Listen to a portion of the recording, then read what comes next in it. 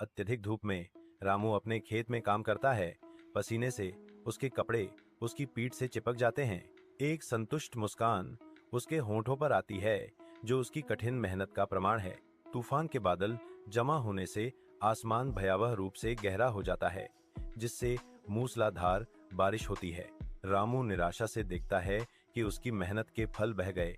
उसका चेहरा दुख से भरा हुआ है। धुंधली सुबह की रोशनी में रामू बर्बाद फसलों के खेत में जागता है। उसका चेहरा निराशा से भरा हुआ है। विनाश के बीच उसे सोने की एक झलक दिखाई देती है। एक चमकता हुआ बर्तन बंजर खेत में स्थित है। वह बर्तन उठाता है और एक स्पर्श से यह चमकते सोने से भर जाता है। निराशा को अविश्वास में बदल देता है। रामू के अंदर खुशी की लहर दौड़ जाती है, क्योंकि वह बर्तन को पकड़ता है। उसकी आंखें विस्मय से चौड़ी हो जाती हैं।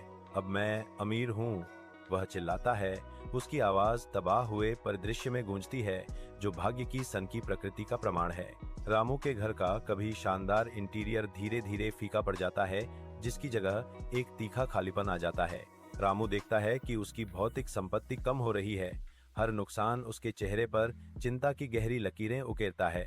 समृद्धि के जीवंत रंग फीके पड़ जाते हैं, जो रामू के गरीबी में वापस लौटने को दर्शाते हैं।